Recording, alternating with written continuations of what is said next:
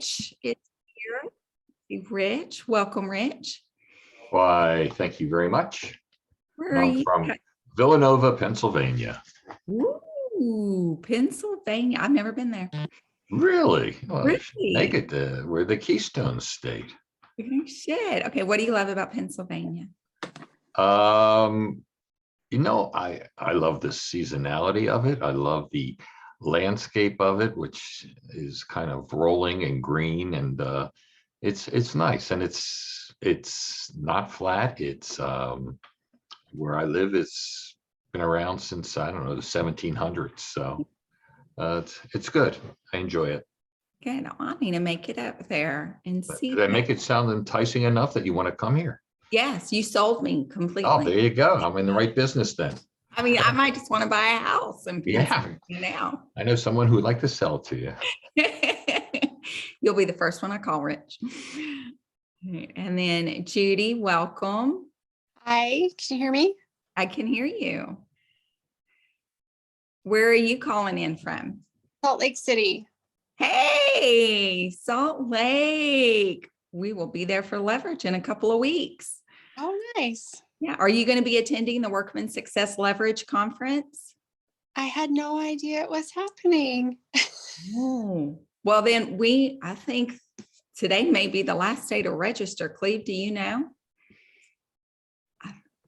I think it's never too late to register. Never too late to register. So we will get posted in there. Gina, if you could easily access that registration link for Leverage and get it posted in there so we can meet Judy in person when we come to Salt Lake City and have her attend the event, that'd be great. Sure, no I have problem. my phone, so I have a hard time seeing the chat. Okay. And I will. I will overstep all my boundaries and ask Gina to please send out an email with the follow-up on it. I can. Thank you, Gina. You're welcome. And then maybe Gina will just come to work for me and not Rick anymore. Who knows? Oh no. Don't tell him. Right. Tammy, I just put it in the chat. Oh, thanks, Cleve. I appreciate that. So Gina, how many people do we usually have on this? This is about the right amount. Okay. All right. So you can get started. Okay. Sounds good. Well, welcome everybody. It's an honor that Rick has asked us to be here and to chat with everybody today. I just want to take a moment and introduce Cleve Gaddis. So Cleve Gaddis is from Atlanta, Georgia. You may, since you're watching Ramp, you have seen him in a couple of the videos there. He's a master coach with Workman Success System. He is also their chief revenue officer at that. He also runs a team out of Atlanta, Georgia with Remax office there. He has a real estate radio show called Go Gaddis Real Estate. Did I say that right? Go Gaddis Real Estate. So if you want to tune in and hear about market updates every single week and what's happening in the real estate market and learn ways to communicate those happenings with your clientele, I would highly suggest you tune in and subscribe to his radio show. My team listens to it every week, and it's very helpful to hear the way Cleve presents things, because then we can just adopt it and present it the exact same way. We just present it as if we came up with it. And we learned it from Cleve. You got an amazing man here on this call with a lot of real estate knowledge, and has been in the real estate industry or multi-generations with his family. That's true. And I'm very glad to be here. I've been on calls with Rick maybe 4 or 5 times over the years. So I don't know if I have had the pleasure of meeting any of you, but I'm very glad to be here. Well, thanks for being here. And he also joins me. We do a Ramp Live together. So Cleve and I host a Ramp Live 3 months, about 3.5 months actually, where we meet with attendees every single week, and we become your coaches for those 3.5 months. And we'll talk a little bit more throughout this session about our Ramp Live coming up, because it is starting March 28th. So I know everybody's watching the ramp videos right now. Ramp Live is different than the ramp videos. Cleve, anything you want to add to that? Yeah, so Ramp Live, for anyone who might be interested, is really, how do you take what you're learning in Ramp, and especially all the stuff that gets to be so confusing and so much, and how do you break it down into bite-sized pieces and apply it into the world so you can have more consistency, so you can actually, make more money, have better work-life balance, all the things that we're looking for. I don't know if any of you have ever noticed, Judy, that we all tend to have like some struggles in life. We all tend to deal with stuff.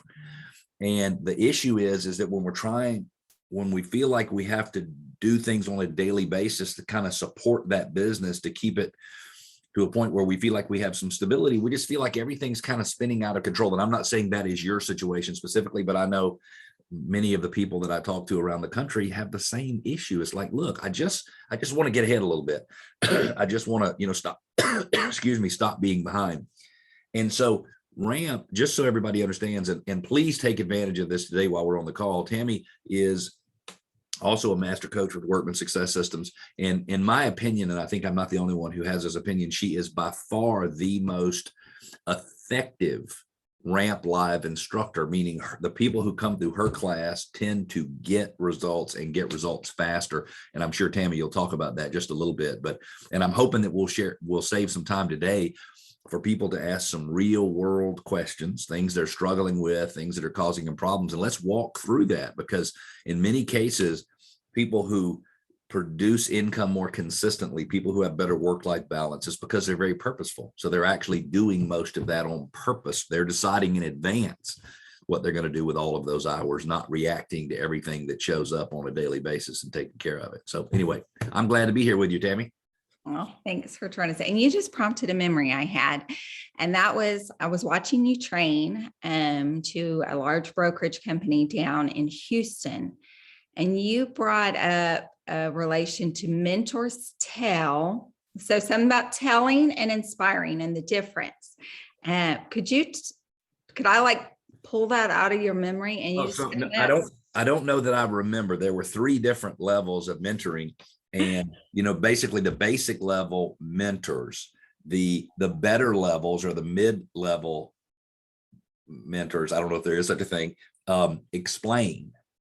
And then the greatest of all the mentors inspire people to get out and work. And I know I've had some tremendous mentors over the years that have inspired me to make big changes in my life. How many of you, if you're on, and not everybody's got the video on, but raise your hand if you'd like things to be a little different in your professional and your work life. Okay, Rochelle almost dislocated her shoulder. She got her hand, bam. I love that. So it looks like everybody's there. Okay, good. So I mean, we're pretty much all. Oh, I didn't see the group in Cleveland.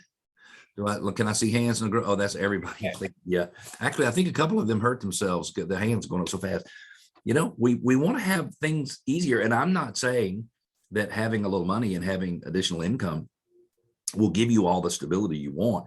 But I am telling you this. I'm telling you that if you have problems in life, then to have a little bit of money and have consistent income helps you solve those problems if you'll do the right thing with the money, if you'll do the right thing with your time.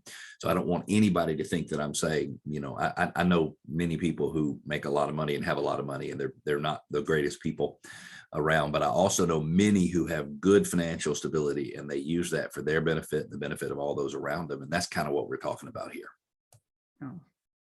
So the reason that came to mind for me, and thank you for bringing that or explaining that. I know I jumped like on you on that, like, hey, do you remember when you did that? That's the difference between Ramp and Ramp Live. Ramp tells. Ramp is a recorded mentor who just tells. You listen, the recording tells. You listen, and the recording tells. Ramp Live takes it to that higher level of mentorship, and it leaves inspiration. It causes change. It helps people become better, and everybody becomes a little differently because everybody came to the course a little differently. So the entire purpose of Ramp Live that we host is all about becoming and inspiring change and leaving that course better than you came.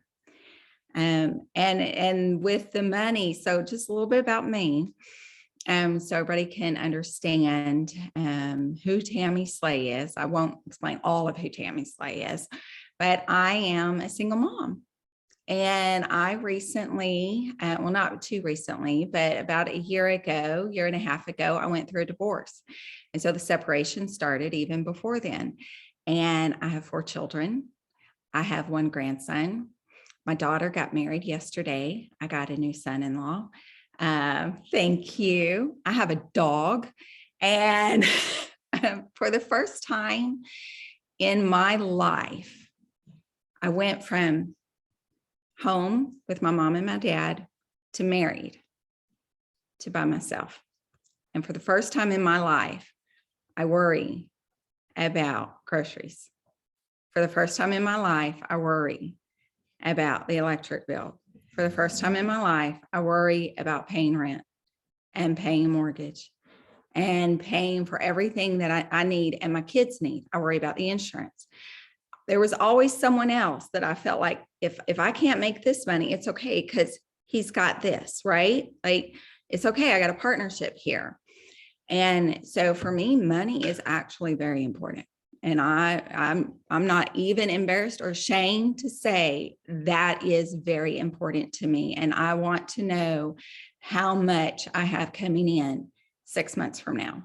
I want to know how much I got because it pays for the quality of life, but the security within me that it gives me is it's huge. So for Ramp Live, we understand everybody comes to that course. Yes, looking for change. Yes, looking to become better. But we all got our own stories and resources are different to each of us. And some of us come to have the resources to pay for college, and some of us come to have the resources to buy milk. And it's different for everyone. And we respect that and value that. And that's why we're all here. Everybody here on this call today is here to become better and to have resources to do whatever it is you need to do. And that's valuable. And we respect that. And we respect your time. And we want to make sure this call is about you and that we're listening to you to inspire change, not just telling you things that we think are important. So let's start with a question. And what is the biggest pain right now that you're having? What's preventing you from having resources in next month, in 3 months, in 6 months? What is it? And then go to the chat. Like, let's write it in. And if anybody wants to go off mute and speak up, speak up. But what is it right now that's preventing you from having the security to make your mortgage or your rent payment? Fear. Rochelle, dig deeper. Fear of what?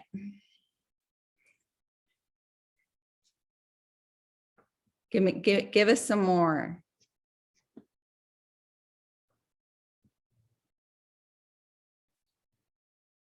Fear of rejection. Got it. Got it.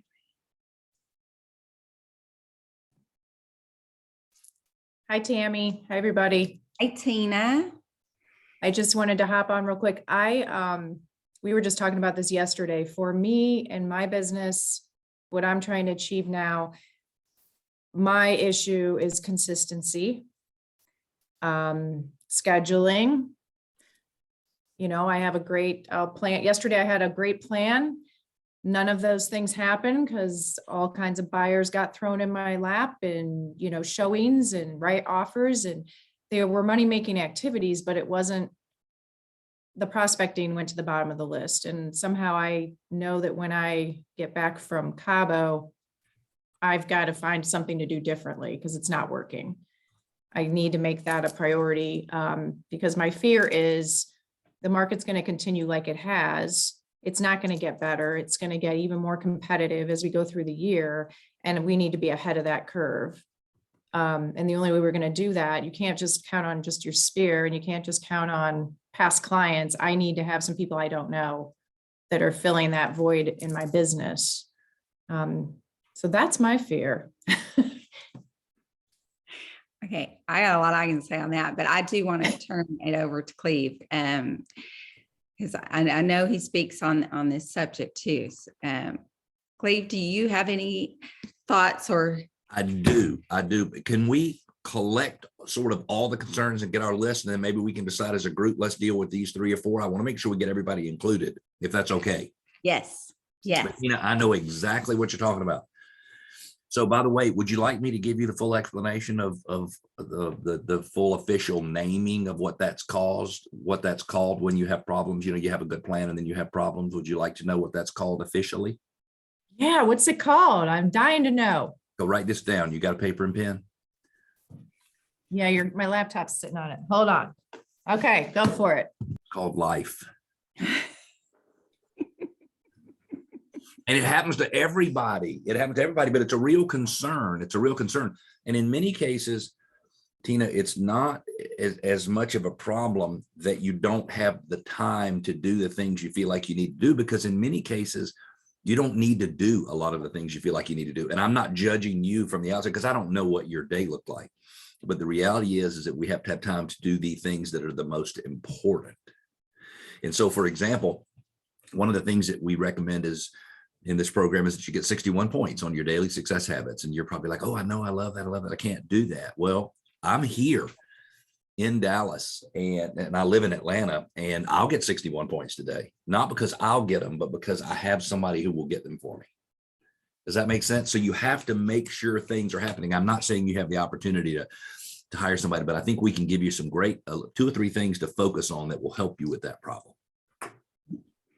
And as we're still, everybody else keep going to the chat bar with what are those big things.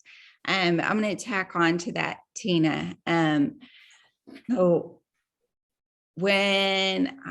and I'm just going off of me. So I usually tend to get my learning from kind of paying attention to my own behavior. When I get fully distracted away from, and I'm going to just use prospecting, for example, when I get fully distracted from other things than prospecting, it's because the value of the other things I have testimony of. I have a testimony of the value of these other things is greater than the value of my prospecting. And that's not true. In reality, prospecting is more valuable, but I don't know the value of the prospecting hour. So I know the value of showing a buyer because I write an offer. I can see that it's tangible. I can touch it. It's there. I don't know the value of the prospecting hour because the result of that is 3 to 6 months or 12 months later. In Ramp Live and in these courses and in the DSH, all of it leads to understanding this magic number. And this magic number is your prospecting hour. How much money do you generate in 1 hour of prospecting? And when you track that over time, and you can say, Tina, my prospecting hour is $6,597. Then when you know it and you have a testimony of it, I'm not telling it to you, and you did it yourself, you know it truly inside how much your prospecting hour is. It's tangible. You have a way to say, I'm going to not go and show this home right now. I'm going to say, I'm booked right now. Could we meet at 6 p.m.? I already have an appointment at 2 p.m. because my appointment at 2 p.m.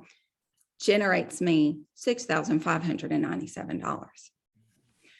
So it's about truly understanding the value. Right now, you don't know the value of your prospecting hour. So it has no value. It has no value because the value is writing that offer and showing a home. And that's why we tend to drop things instead of prospecting. I love that. That's like that was a total aha way to look at it, I think, Thank you. You are welcome. And thank you for speaking up. Yeah. And Tina, do you have access to the full training center? I'm not sure what everybody has access to. Do you have access to the BAM? Okay, so go find a video about time management in the original BAM and watch that. It teaches a concept called My Perfect Week, and I think that would be very, very helpful for you. Where you set your showing times up in advance and then you just fit people into those. Are you going to miss some prospects? Absolutely, but it doesn't matter because you're getting them all now and you're still not getting the results you want.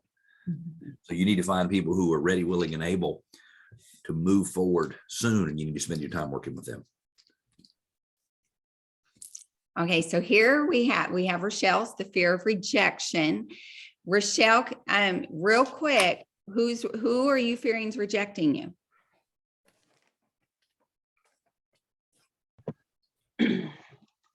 So I think my biggest problem is that I have had to restart. I've just moved out of my market and into a new market. And so I don't really have anybody here. Got it. And we are just getting started from scratch again. And so that's kind of where I'm at. It's my market back home. I knew people, I knew the kind of people that I wanted to market to, and I was very good at it.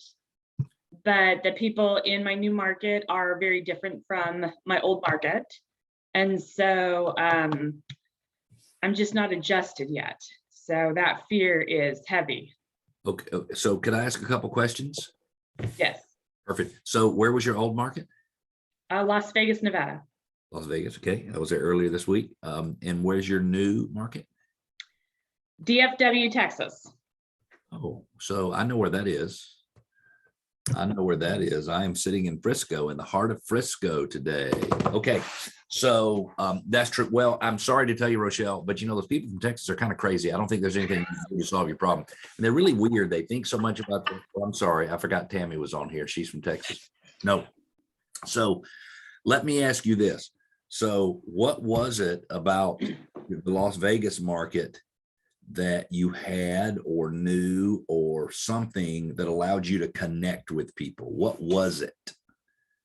So I think that in that market, I had, I was part of KW first. Okay. And I was able to kind of reach out and branch out into doing open houses for those agents. And I have not had that success here. I am part of EXP. You haven't been able to find agents that you can do open houses for. Mm-mm. Oh, interesting. So that is not a problem I would have thought that you would have had. I think the solution for that, you know, it's fairly simple. You probably just need to start some kind of program of actually, I don't think it matters what brand they're with. You know, you can call and offer to do open houses for almost anybody. I think if you're serious enough about it, you can get them to do it, I would think. So I've been calling for about 2 weeks. And I haven't had anybody help. So Or at least no, wait, let me hold open the door. hold on. You're not asking for their help. No. No, wait a minute. I think we might have found a problem. So you're not asking for them to help you. You're offering to help them so that they shine brighter in the eyes of their seller. So if you're leaving voicemails for them, here's what I'd like you to do. So, and in many cases, you know, listings are not staying on the market. Can you write these words down, Rochelle? So write down emotion, and then underneath that, write down problem. And then underneath that, write down solution. And then underneath that, write down result. And then underneath that, write down emotion.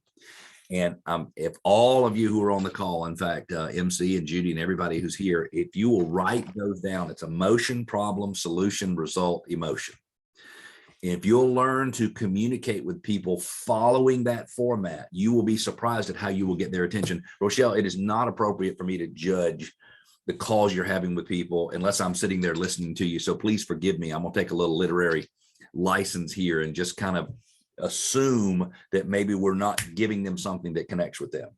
So one of the things that I can tell you, or that I'll ask you, is, do you think your average real estate agent in the United States of America is 100% confident in their ability to deliver service to a consumer and the fact that the consumer is going to be totally pleased with them at the end of the transaction? No. Would you say it's more common for them to have less than the confidence they need? Would you say it's more common for them to deliver less services than the consumer wants in order to feel like they've gotten their money's worth? Maybe you can help them with that problem. So it goes like this. I am an agent. I'm with Coldwell Banker in DFW.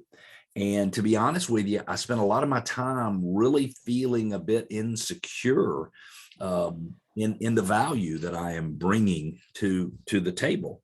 You know, the problem is that I know my home sellers want me to do a certain amount of additional marketing so that they know they've gotten every dollar they can possibly get, but everything is so busy, I don't even have time to do that. So the solution is I've decided to start using Rochelle as part of my initial marketing program. Every single listing we do an open house on either Saturday or Sunday.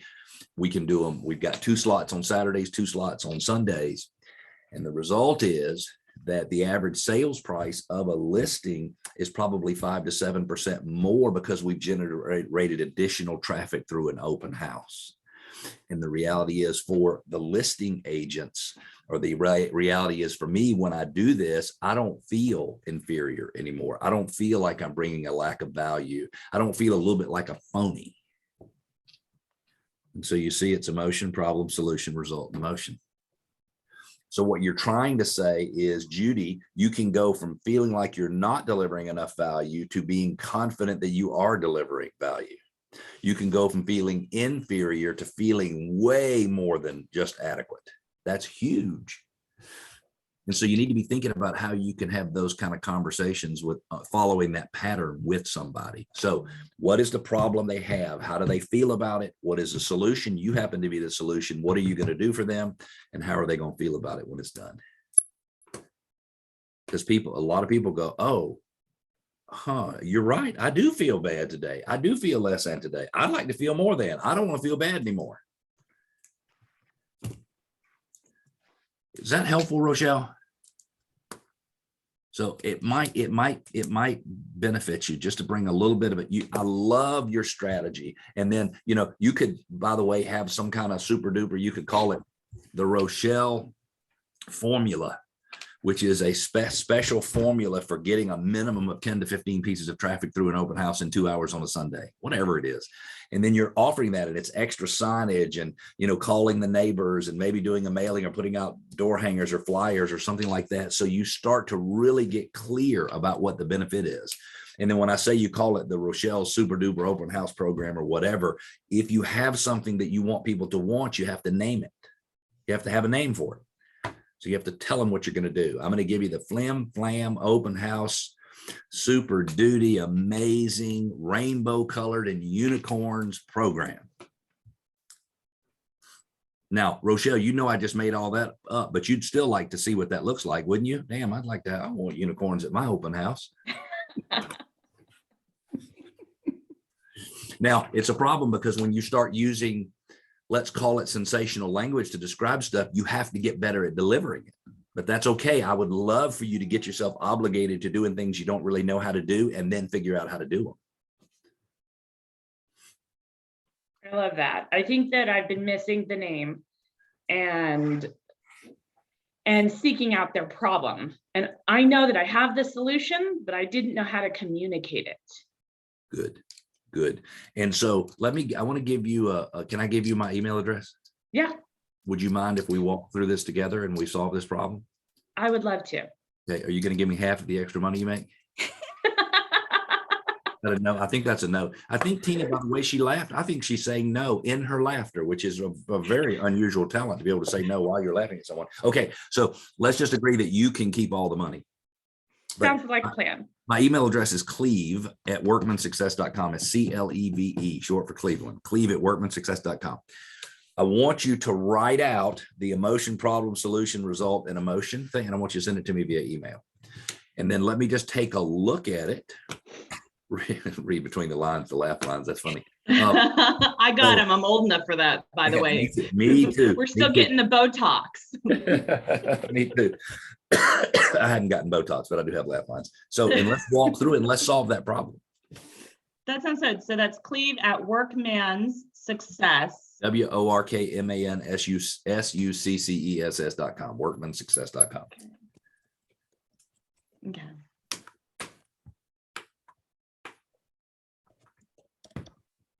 And then we're gonna email you the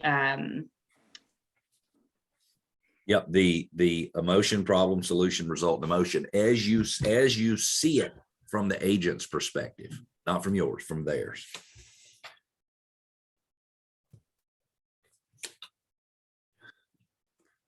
I can see it now. You know, I've talked to lots of agents in this market, and what they tell me is that even though they're able to get good prices for homes, they feel like they're not delivering full value when they get that big gigantic commission at closing, and they feel like everybody's looking at them very judgingly and they don't like it. Bam, here's a solution. Because it's true in many cases. do you think that possibly looking up, maybe getting with title and seeing who has closed in the last couple of weeks, and then maybe going after them and saying, congratulations. Here are some things that I like to do to help people with their marketing on current listings, you know, something to that effect.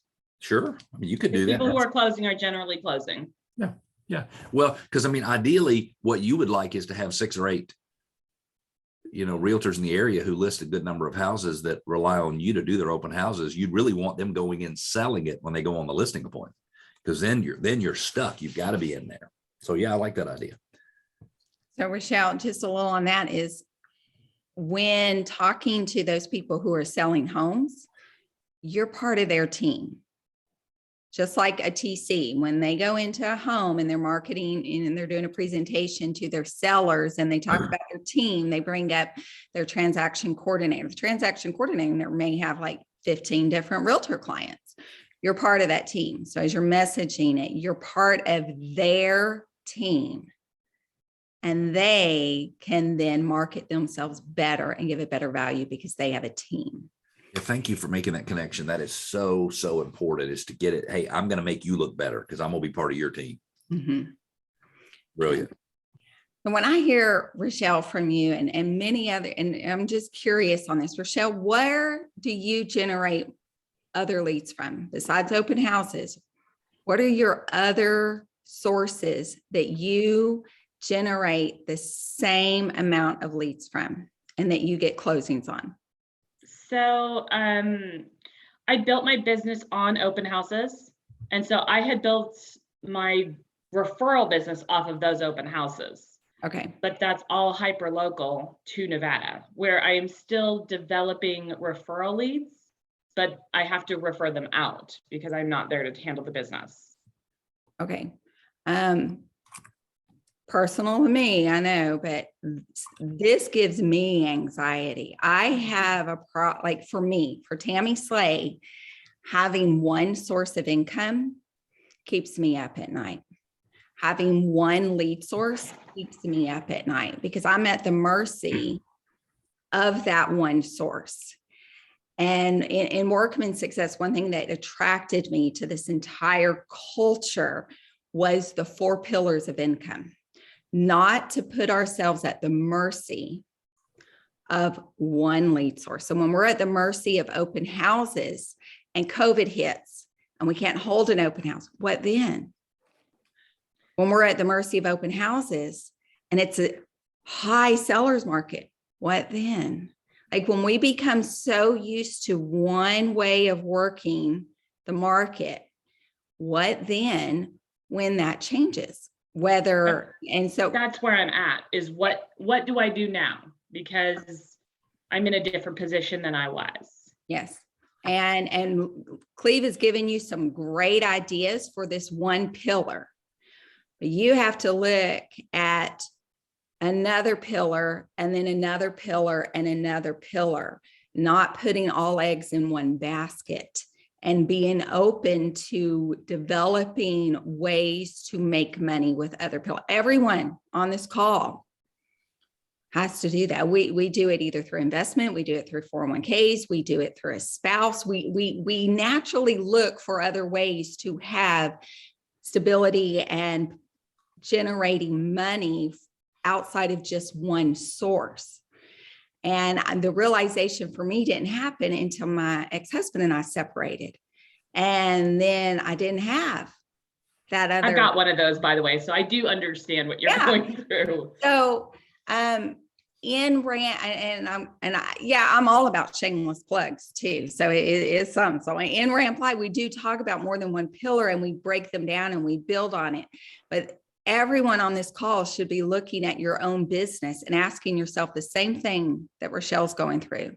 Are you at the mercy of something? And you all are. I am too. What is it? Identify it. And then is there something else you can build that way, if this one thing goes away, you still have a way to survive. And you're no longer at the mercy of something. And so Rochelle, dig deep and figure out there's other ways you can make money outside of open houses, and spend some of your time looking into that, polishing it and honing it. And only you will know. And there's guiding questions that we can go through on identifying that. But you have your own gifts and your own talents, and they're unique to you, and you're going to find other ways. Amen. So I see on here also, we have being consistent with follow-up and staying organized, and then need to become a good listing agent. I've always been best with buyers, and C brought that up, and Vita would like to get more listings. What do you think, Cleve? You want to go on to the listing side, or should we be inconsistent with follow-up and staying organized? Sure. So what's the problem people who want to sell houses have? Don't everybody answer at once. You're all in real estate, right? Does everybody sell real estate? I'm just kidding. Nowhere to go. Nowhere to go. Everybody agree that's a pretty consistent problem? So who said that, by the way, in that room? First it was, yeah, Amber over here. Amber? Okay, Amber. So can we talk for a minute? Sure. So the problem is they got nowhere to go. Right? Right. How does that make them feel? Did you say bad? Trapped, stuck. Trap. Oh, trap. I thought she said bad. I was going to say, no, we have to have something more descriptive than that. Trapped. What is the solution? So tell me, just give me one reason that a seller, a person who wants to sell a house today should really be worried about getting, listen to this, forced into doing something that does not work for them from a timing standpoint. Give me one reason. Just give me one. There isn't one. So what's the problem? So the problem is we don't have messaging to help them understand that in a market like today, the sellers rule the roost. The sellers can do anything they want to. You can put your house on the market and say, okay, here's the deal. We're only taking offers that close on February the 30th in 2024. And eventually somebody would enter into a contract for a date that doesn't even exist, because the sellers are in control. So we have to have messaging. So they feel trapped because they don't believe they have anywhere to go. And they have their kids in this school district, but they want them in that one. Or their parents are aging and need their help, and they need to get from one city to another one. They can't do it because they're trapped in this home. And so the solution is to use what? What is the solution that's going to solve their problem? Amber, I'm still talking to you. Okay, I would put in like a clause, like include in a clause to whatever date, so they have more time in order to find a place that's comfortable for them, whether it be 3 months, 6 months, you know, an unknown date gives them more time. So I heard you say more time, M-O-R-E time, but when I wrote it down as your time, Y-O-U-R. Makes sense. And what would be the result if they put their home on the market and they had plenty of time to find their property? Maybe they could even close on it and stay in it for 2 or 3 months. So they got all their money. What would be the result of them using the program that you called Do It On Your Time listing program, our Your Time listing program? Not a problem. Judy's like, woohoo, raise the roof. Look at her. So what would be the result? Hopefully more listings. Not for you, Hopefully. the girl, you're gonna have to stay focused on the consumer now. You can't switch back and forth on me. So what's it? No, it's okay. And you're right, it would be more listings, but what would be the benefit for the consumer, for the homeowner? Less stress, no pressure, and obviously a resolution to my problem that I think is a problem. Love it. So less stress, no pressure, makes them willing to go ahead and jump in the pool. If you want to get in the pool, you got to get in the pool. You can't stand on the side. If you want to move, you got to get in the pool. You can't stand on the side. And then, so if they take advantage of your time listing program, it'll be less stress, no pressure. You'll feel more in control of the entire process, and give me the emotion that comes with that. And remember, the original emotion is I feel trapped. Relief. What'd you say? Relief. Relief. Yeah. Let's keep working. Let's somebody help her with some words. That's a good one. That's a great, I love that. But give me some more specific emotional words. Empowered. Oh, empowered. Yeah. Holy mackerel. That's a home run right there. So this concept of communication I'm giving you is designed to be used in all cases. If you do not set it up correctly, you feel this way because of this. What we're going to do is this, and here's what's going to happen, and here's how you're going to feel about it.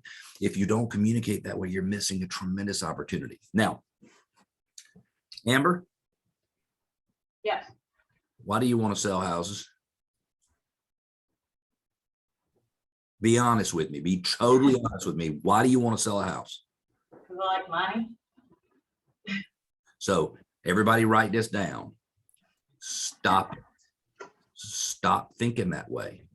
You need to get houses listed and sell houses because people are freaking trapped in their house, and you have to help them solve that problem. It cannot be about the money. Now, I am telling you, Amber, that when you do make the money, I want you to deposit all of it into your bank account. I want you to save some, pay your taxes, do all the stuff you need to do. So I want you to keep it and I want you to spend it because you earn it. But your dealings with a consumer are so that you can figure out what problem they have and help them solve that problem. Got it. I like that. Thank you. You are so very welcome. So who said, by the way, they don't like being rejected? Where is that? That was Rochelle. Rochelle, you got too many problems, honey. We're gonna have to work on this. I'm just messing with you. Your mouth to God's ears. No, I have to listen. You and me both, girl. You and me both, girl. As anybody can tell you, if you want to realize how crazy can be successful, just follow Cleve around for a couple of days, and you'll realize, oh, you can be crazy and make good money. You are suffering from the same problem. You're trying to do open houses to make money. You need to be doing open houses to help the seller, to help the homeowner, and to help the listing broker who feels inferior, who feels like a fraud, who feels like they're totally scamming people for 3% commission. Because see, now that you can hang your hat on. And that's what we're supposed to do anyway. I don't know if you guys have ever thought about that. We're supposed to freaking help each other. And I'm not supposed to help you. By the way, I'll be happy to send you guys my pay stub for today's call. It will be zero. And the truth is Amber, I love you and I'd love to meet you, but I don't really care if you like my advice or not, because it's only for your benefit. And it makes me willing to get out there and do it. Even if you guys say, oh, I don't like his flavor. He's a little too strong. He's like black coffee that's been sitting out on the counter for 2 or 3 days. I'm okay with that because I want you to look at things a little bit differently.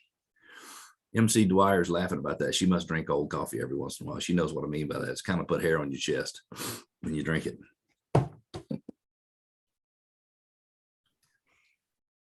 Anything else, Tammy? I just want to make sure. Did we cover Amber? Was that helpful? Is there more with that before we move on? Thumbs up. Yeah, thank you. Good. Remember, I get 50% of all the additional commission. Just Wait a minute. Is this negotiable? I think it's totally negotiable. You already have the information.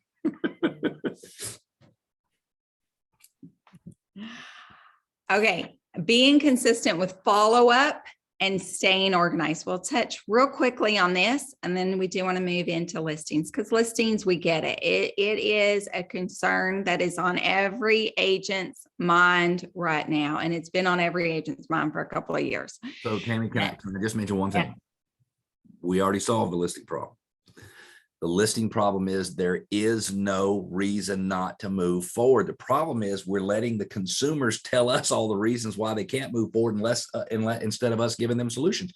And it doesn't matter what you're doing and how you're following up. If you just learn that a seller is in almost total and absolute control of the negotiations when it comes to selling home in today's market. So why on earth, Rochelle, would you be worried about getting forced into doing something you do not want to do when you are the one who is going to make the rules? So it's the way we're having conversations with people that are the problem. Well, I can't move because I don't know where I'm going to go. Oh, fantastic. You should use our Your Move program. We have 12 different ways that allow you to be in control, up to and including making the sale of your home contingent on you finding the new home. You can write a special stipulation like that in every state in the country. I mean, like you can't stop a consumer from writing what they want to in there. And so it's a solution. So Tammy, I'm just trying to say the problem when it comes to listings is mentality.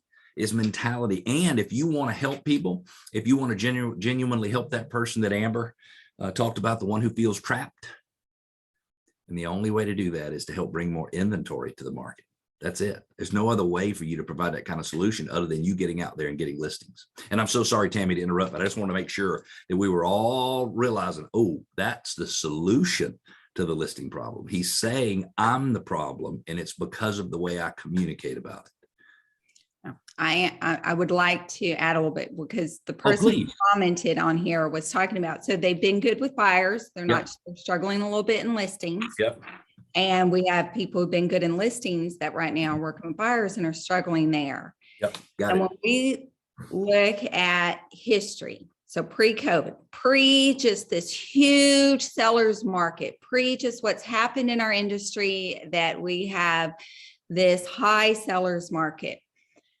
This listing agent tended to be more of a high D personality. Listing agents that were very successful in that time tend to have tougher shoulders. They tended to be people they had to lean into, I'm the target, because they got calls every week. How many showings did we have? Did you get the feedback? Do we have any offers? We've been on the market now 35 days. Why are we not selling? Who comes up with the list price? The listing agent. The listing agent digs into all the data and reviews it and comes up with the price. So listing agents were people who tend to dig more into risk. They were people who could carry the weight and go to sleep at night, knowing that their sellers are always going, when am I going to move? Am I going to meet my deadline? When am I going to move? They carried the weight of the dreams of their clients. Buyer's agents never before carried that weight. Buyer's agents opened doors. Buyer's agents didn't even have to come up with the list price. So they had to come up with an offer price, but they had a starting point. It was the list price. Everything was given to them. Buyer's agents didn't enjoy carrying. People who excelled as buyer agents more than listing agents, it's because they didn't have the width of the shoulders. They didn't like the target. They were guides. And then very reactive. When the buyer wanted to put an offer, they put an offer. They didn't have to worry about, am I going to make my buyer's dreams come true? Because there was tons of inventory out there. They didn't carry that. Now the roles have been reversed. Buyer's agents are struggling because they carry the weight of making the dreams come true. They carry the weight of the price. They carry the weight of, is there going to be a home? Can I get my people in there? Can I get that? When you're looking at, if you excel more in listings right now, and we go to this messaging, tap into the same behaviors that you've excelled at before. And that is, pre-planning. I'm coming up with the plan for you ahead of time. I'm coming up, I'm going to make your dreams come true. It's just we're talking different. The market is completely different. Everything you knew before, step 1, step 2, step 3, we're no longer step 1, step 2, step 3. We may be step 3 before we're ever step 1. But listing agents who excel at listings have the qualities within them, the grit within them for years to be able to say to someone, I'm going to make your dreams come true and I'm going to go to sleep at night and I'm not going to stress over that because I've got that within me to make it happen. We've seen in the last couple of years, the behaviors and the way the market is, agents who have never had to dig in and be that person for their client are having to be that person, but they don't even know how to be that person. Am I making sense with that explanation? When you realize that you're having to tap into other ways or other emotions, other behaviors, other language, you're having to be someone a little bit different, you open your mind up to, okay, now I can create this messaging because now I know who inside me I'm having to pull out. Have you ever sat down at mediation or negotiation with someone in front of you and you're like the happiest person in the world and the nicest person in the world outside of that, but you go in, you're like, I'm bringing it. And you bring it, you store up, you got your strength. I remember going through my own mediation and I sat down like a chessboard and I'm like, I know who I'm showing up today because I got a plan. When we're working with buyers and sellers now, we have to work differently. Buyers have the same concerns sellers do. Where am I going? Where am I going? And for years, buyers agents were just trained differently. And they can't, we're no longer acting the way we used to act. We have to act different.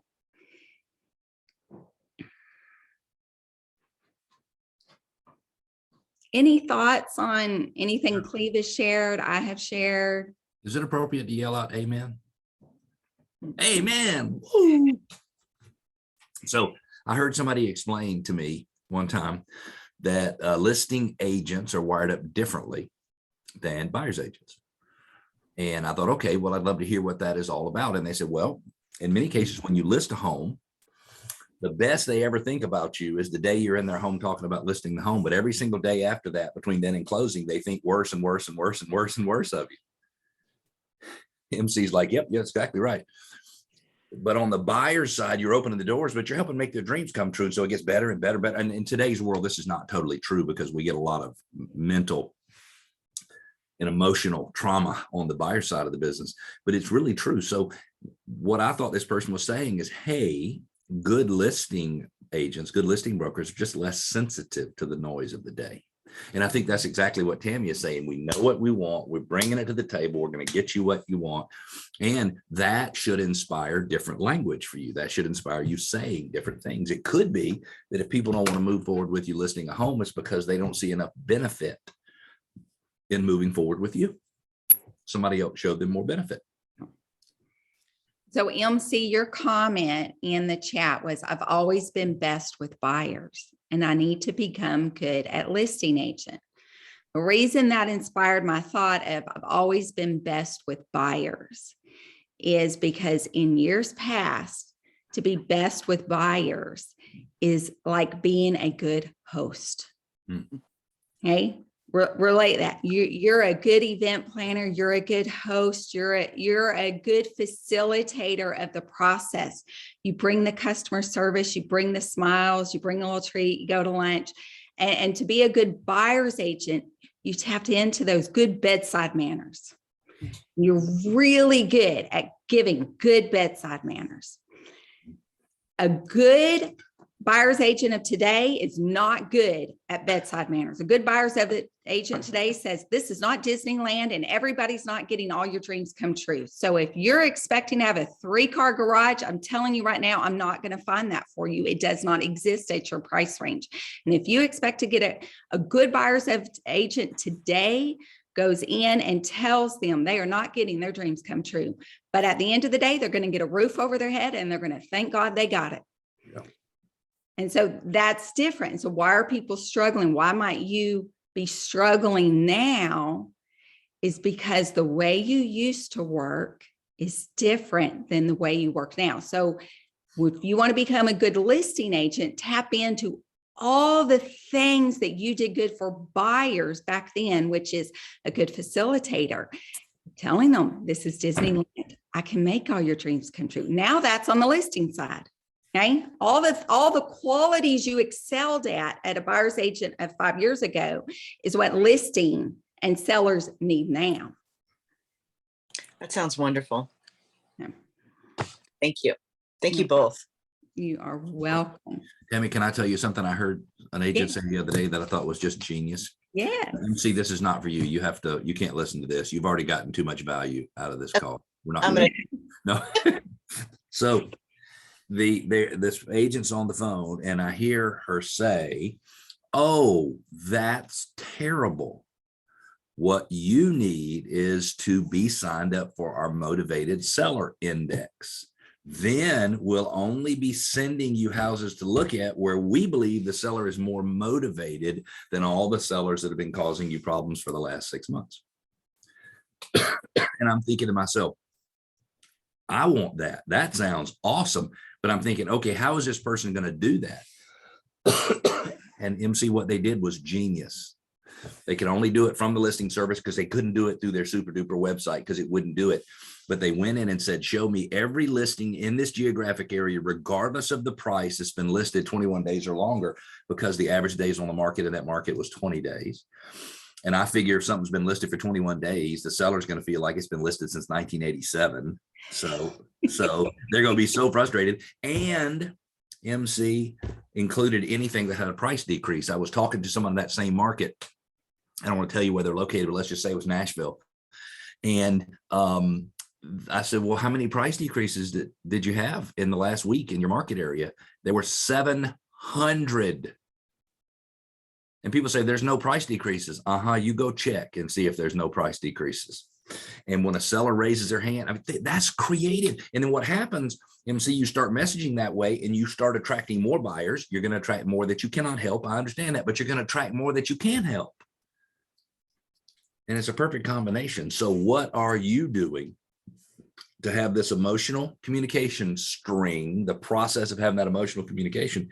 What are you doing so that you can have that with potential buyers and sellers and you can influence them to want to work with you?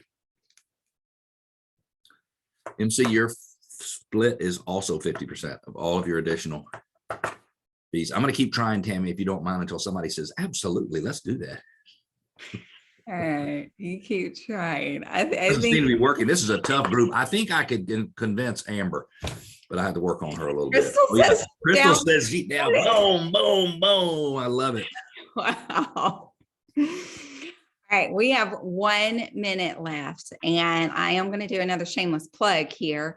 And that is, if you are interested in hearing more details about what it would look like to spend 3.5 months with Cleve and I in a Ramp Live with just the two of us, go to tammyslay.com. That's TAMMIE Slay, SLAY.com. And that is being redirected right now to a 1-page Google form, and just put in your information there. So that lets us know if you're interested in getting more information about spending that course with us, and put in the promo code so we know where you came from, because we do appreciate Rick and we've got a good relationship with him and he's a good friend to both of us. So just put in the promo code Rick Jiha and we'll make sure that you get a special discount just for being connected with us by Rick. We are at the top of the hour, so we won't keep you any longer because we know it's important to stay on time and everybody can go do some prospecting. Good luck to everybody. Thank you. Be tough. You'll make it all work. That went so Thanks fast. very much for your time. Hey, you are so welcome. So glad Thank you're you. here. It's tammyslay.com, right? Yep. TAMMIESLAY.com. Okay, got it. Thanks again. Bye Thank- now. Bye. Bye.